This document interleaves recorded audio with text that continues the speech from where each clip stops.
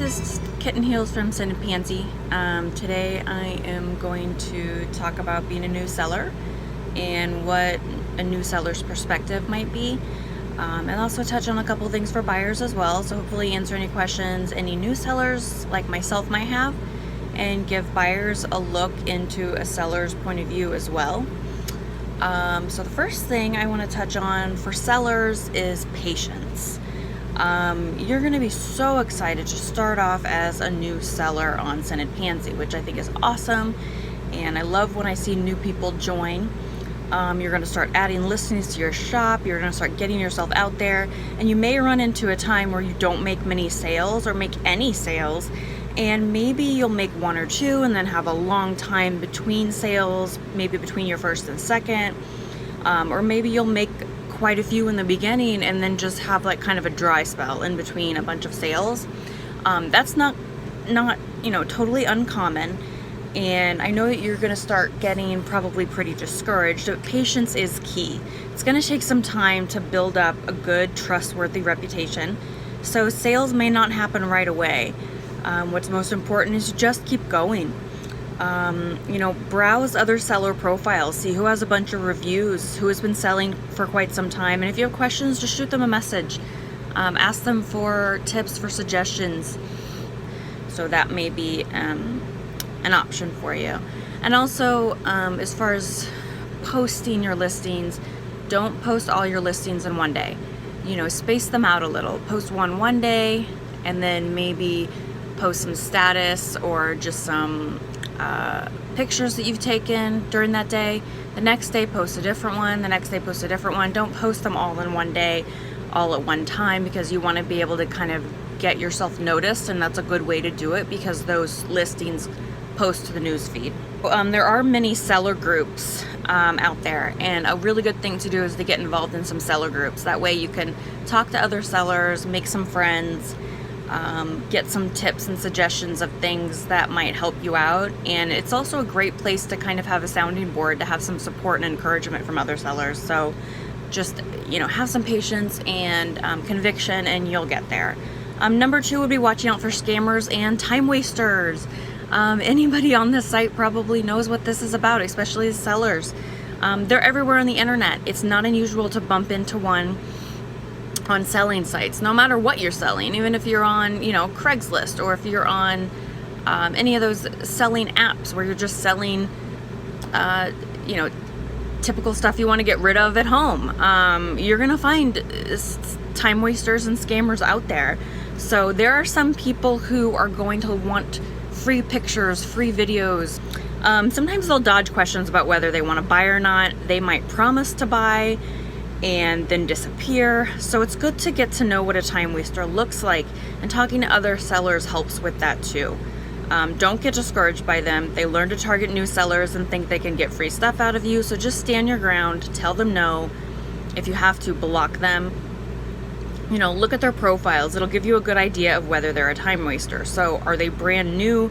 Do they have any reviews? Do they have bad reviews? Are they not verified? Overall, just be cautious and trust your gut. And scammers, don't give anyone anything before receiving payment. No trustworthy buyer will ask you to give over something for free or expect you to believe them when they say that they'll pay later. No business is going to tell you, oh sure, come back and pay for your meal next week when you have money. It doesn't work that way. Somebody says to you, yeah, just give over the video, give over the underwear, and I'll pay you when I get paid on Monday. They're not going to pay you. Any trustworthy, reputable buyer will pay you right then. Number 3, your comfort zone. It's important. While it's important to be unique and original, it's important to be yourself. So it's okay and great to step out of your comfort zone, but don't do anything that's going to make you feel bad about yourself. Doing this as a business, as as a panty seller or whatever else you might be offering in your shop, it should be fun. It should make you feel good about yourself. It should make you feel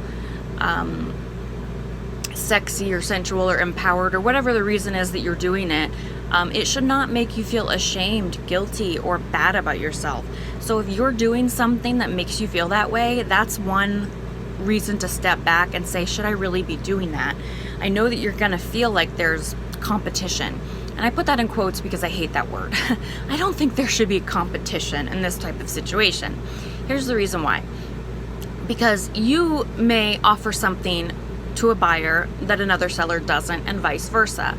So even if a seller says, hey, I want you to do a video, but you're not comfortable with that, then once you get to know other sellers, you'll be able to say, hey, I'm not comfortable with that, but you know, this person might be able to help you out.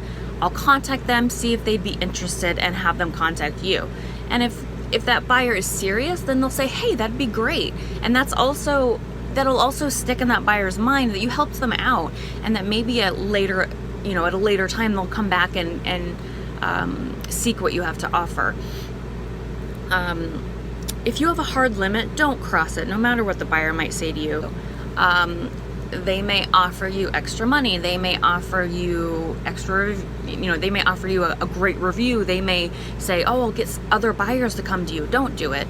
Just trust your gut. If something doesn't feel right, don't do it. If you have a hard limit, don't cross it. It's always good to kind of step out of the comfort zone, and doing this in general helps us do that. And I don't think that's necessarily a bad thing. But when you're stepping so far across the line of your comfort zone that you start to feel bad, that's when you need to step back and say, hey, is this the right thing for me? And I think that's really important. And the last thing is for buyers. Buyers, please leave reviews.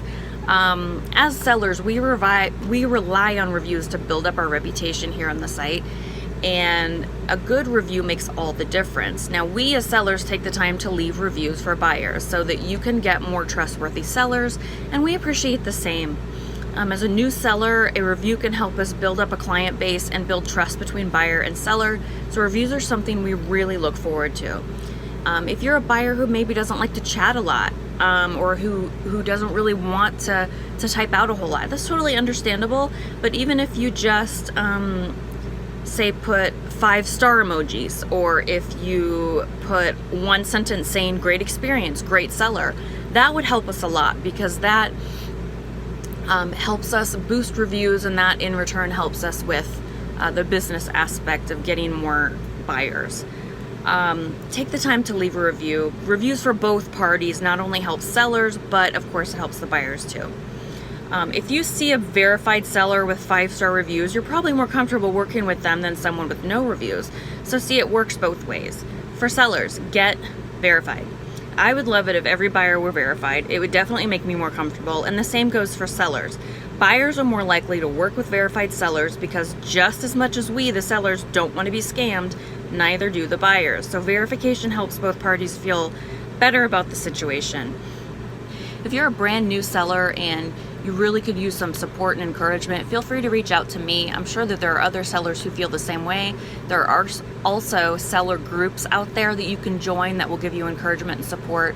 So just feel free to comment on this video if you can, and reach out to me. It's KittenHeels, and I'll be more than happy to chat with you. Thanks, guys. Have a good day.